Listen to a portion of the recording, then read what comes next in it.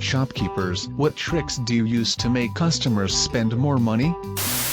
I worked at an ice cream store that sold small, medium, and large cups, with a very small kiddie scoop. We got an order from corporate one day that we were not allowed to display the small size cup, and we were not allowed to mention the kids scoop unless specifically asked. The idea was that every customer, including little kids, would believe the medium was the smallest option.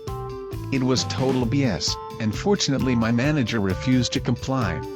I would have felt really guilty tricking parents into feeding their children massive bowls of ice cream.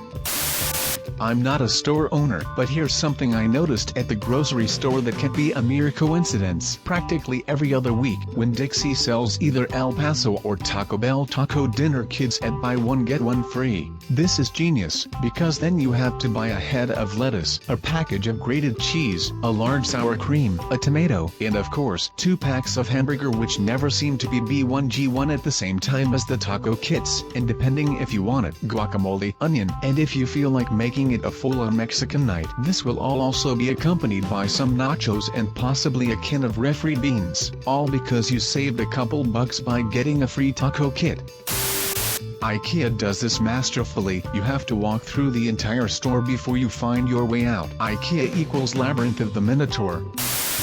At the supermarket I work at, intentionally there are no clocks placed anywhere so customers cannot keep a perception of time whilst they shop, which is then meant to result in them spending more time shopping. Not sure if it actually works or not, but to me it's quite a clever idea. Similar, you'll never see a clock in a casino or daylight.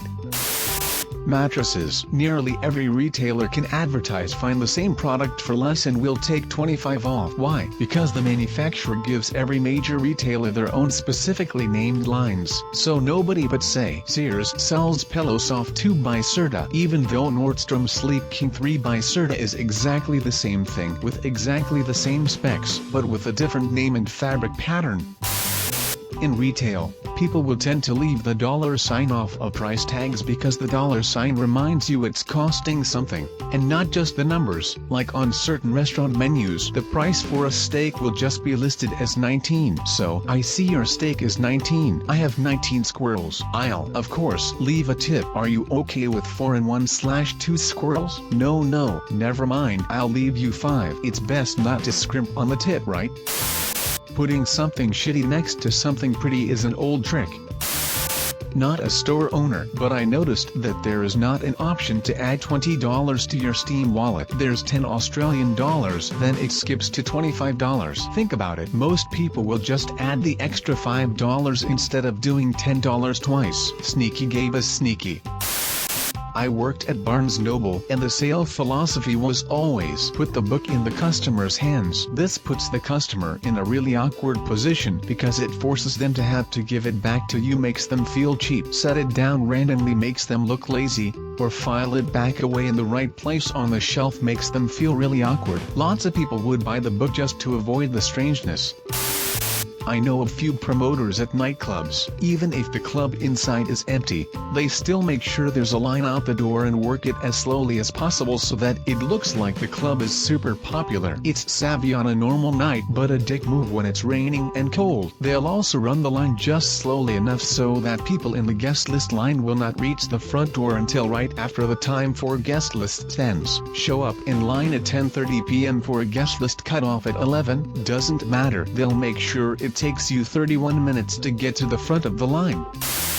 Used to work at a pet store, dog breed and where the customer got their dog played a key role in sales. If the customer tells you they got it at a shelter, help them be frugal as possible by pointing out sales and the discounted vaccinations we had every weekend. They'll keep coming back thinking what a deal they're getting despite everything being much more expensive than other stores. If the customer purchased their dog, especially an expensive breed, we pushed the more expensive items. Male customers who were pit bull owners or dogs of a similar breed, bulldogs, boxers, etc. were the easiest to sway and were always willing to spend more money on food. Tell them their dog's fur will be shiny and they will gain muscle mass.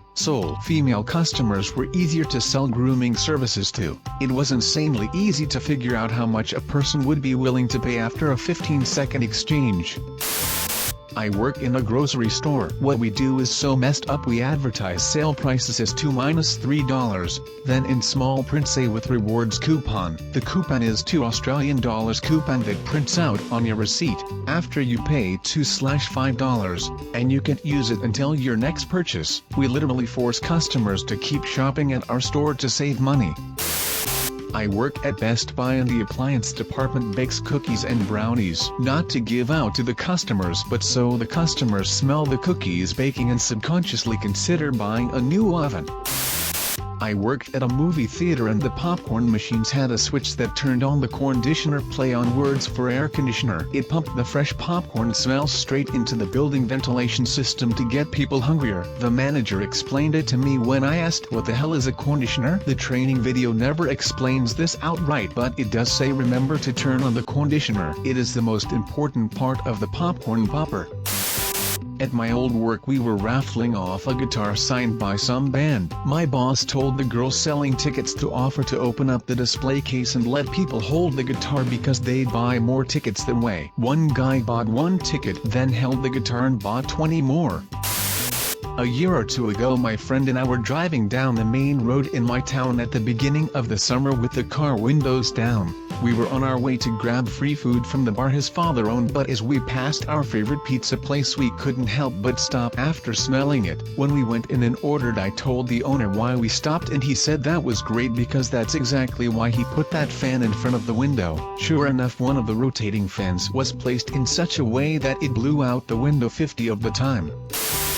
I'm not a store owner either, and perhaps it's a bit obvious, but mail-in rebates are the biggest scams known to man. Every single time I get one, I end up misplacing it, or I don't have stamps or envelopes, or I lose the receipt or something and end up never doing it. I've lost so much money on mail-in rebates. I just got one the other week when I bought motor oil. I really didn't want to get the rebate, but it was the only way to truly get the best deal. Luckily I remembered everything and I'm now waiting on my $7 check.